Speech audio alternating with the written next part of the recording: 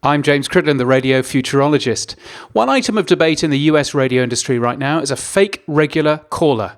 Dwayne from Swedesboro, who used to call into a radio station called 97.5 The Fanatic almost every day.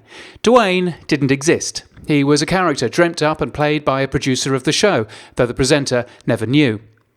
While there are more issues around this particular story, I must confess that I didn't see this as being particularly shocking. Radio isn't always entirely real, and audiences probably shouldn't expect it to be.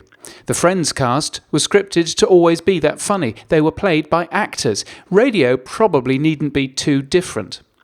One of my favourite call-in shows, Ian Lee, on UK radio station Talk Radio, has a bunch of characters that are obviously acts. Barry from Watford is an old man who's never short of an opinion, even on biscuits. They do a certain biscuit there, you can't get it anywhere else.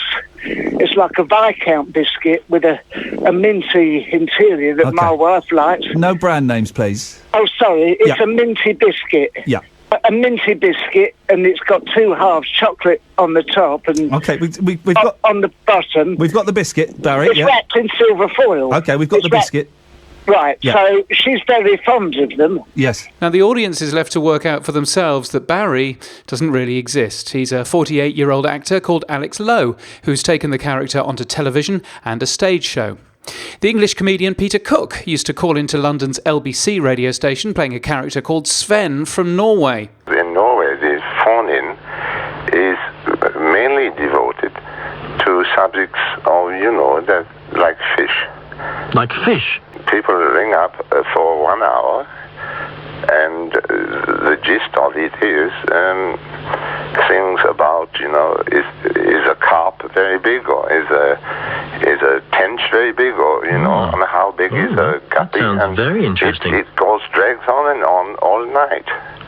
And it's so nice to come to this country and hear people talking about, Parliament and taking clothes off and singing.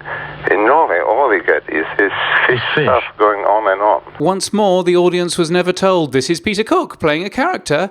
They were just credited with the intelligence to make that discovery for themselves.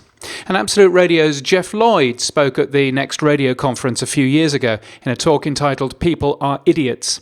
In it, he argued strongly that people aren't. And if you don't treat them like idiots, they won't behave like idiots. Listen to Terry Wogan's Breakfast Show. It was incomprehensible if you didn't listen to it. The first time you heard that show, the first 10 times you heard that show, it made no sense because he was allowing the listeners to be in on the joke and trusting that it was warm enough, it was a safe enough environment that you would get into it. It's not just broadcasting which treats our audience as if they're dumb. Journalism, particularly newspapers, is also full of it. In a Medium post, Jennifer Brandel quotes some of the attitudes she's heard from newsrooms and their bosses. If we gave the audience what they wanted, they'd ask for crap, say one, or worse, our audience is a bunch of idiots and assholes. Why exactly would we want to hear more from them than we already do?